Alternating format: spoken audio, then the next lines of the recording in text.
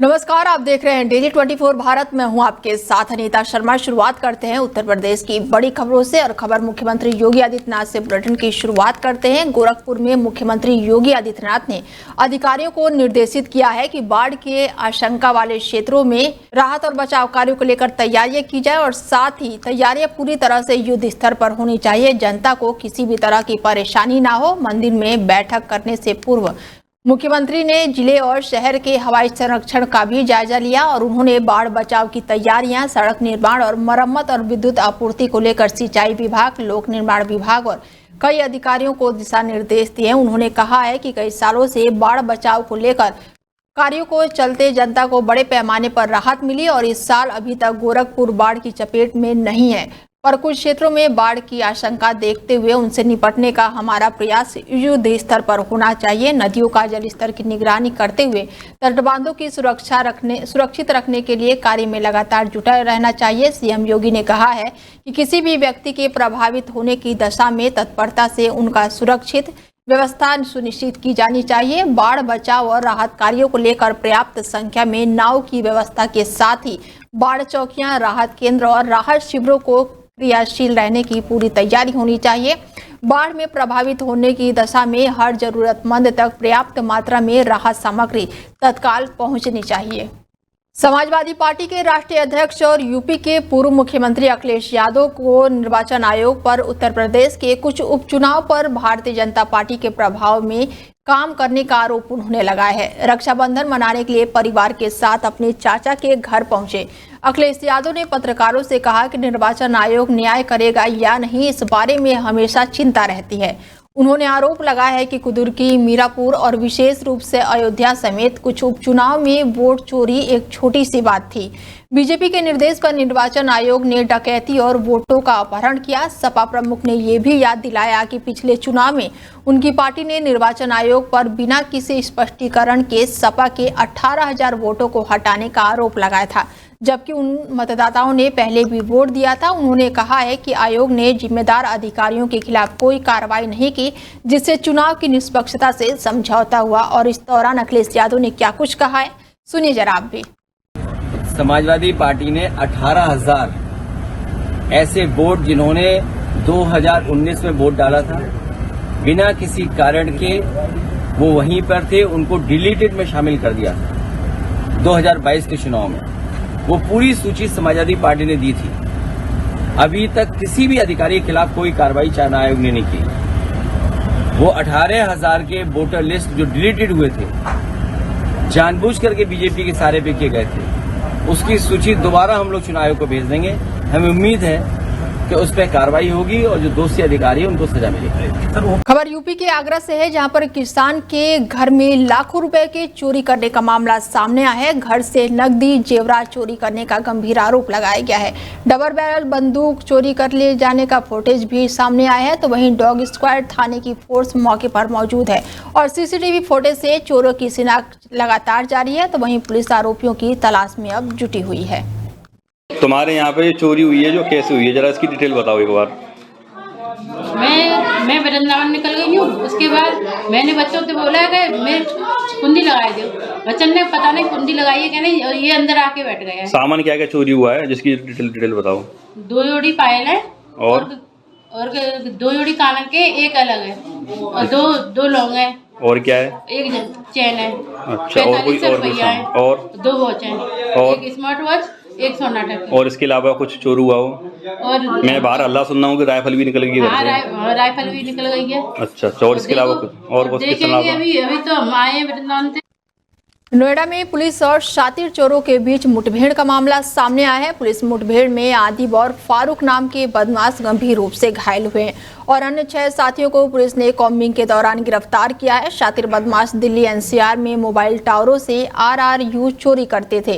तो वहीं पुलिस ने उनके कब्जे से 2 कार, 4 RRU और जिंदा कारतूस और अन्य सामान भी पुलिस ने बरामद कर लिया है। शातिर बदमाश के ऊपर कई थानों में चोरी और लूट के दर्जनों मुकदमे दर्ज हैं।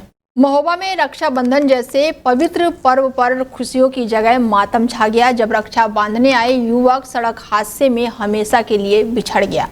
महोबा जिले के पनवाड़ी थाना क्षेत्र में झांसी मिर्जापुर हाईवे पर रविवार को तेज रफ्तार कार और बाइक की आमने सामने टक्कर हो गई और इस भीषण हादसे में 18 साल के आशीष यादव की दर्दनाक मौत हो गई, जबकि दोनों वाहनों के परखच्चे उड़ गए। मौके पर पहुंची पुलिस ने शव को कब्जे में लेकर पोस्टमार्टम के लिए भेज दिया और आरोपी कार चालक की तलाश शुरू कर दी।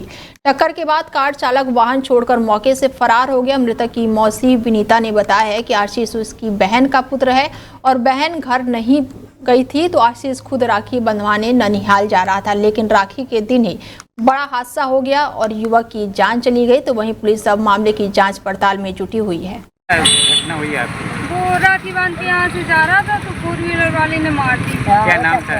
आशीष। पिताजी का? बात। आपका नाम क्या है? विनीता। आपका कौन है? वो मेरी बहन का लड़का है, मैं उसकी मौसी। कहाँ से कहाँ जा रही थी आप लोगों? वो कॉल आई थी हमारे यहाँ पे मोहल्ले में कि आशीष का एक्सीडेंट हो गया। कहाँ से कहाँ जा रहा था? यहीं से। कहाँ जा रहा था भैया? वो अपने घर जा रहा था लोहरगांव। लौट के? हाँ। क्या लोग थे? अकेला था साथ में? अकेली था। हाँ।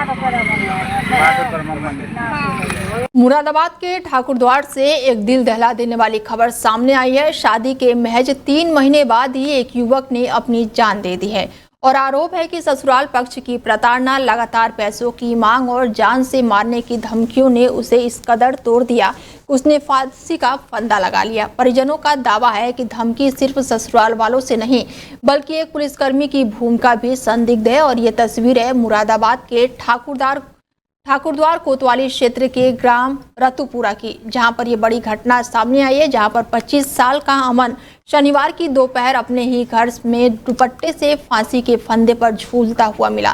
परिजनों का कहना है कि अमन की शादी 9 मई को भगतपुर थाना क्षेत्र में ग्राम मानपुर निवासी पूनम से हुई थी और शादी की शुरुआती दिनों में सब कुछ ठीक था, लेकिन चंद हफ्तों बाद ही रिश्तों में कड़वाहट आ गई। पति पत्नी में झगड़ा शुरू हो गया और फिर पूनम अपने मायके चली गई और इसी बीच परिजनों के मुताबिक अमन को उसकी साली नीलम और वीरभान नामक युवक लगातार फोन करने लगे और फोन पर मांगी जा रही थी मोटी रकम और पैसे ना देने पर गोली मारने की धमकी भी लगातार मिल रही थी। क्या हुआ है? मानपुर का दरोगा ये बोल लिया था, भाई तुम देखो लड़के को छोड़वा ना, तुम 7 लाख रुपए तुम्हें दोगे, ठीक है ना, तो आपने लोंडे वो नहीं करोगे।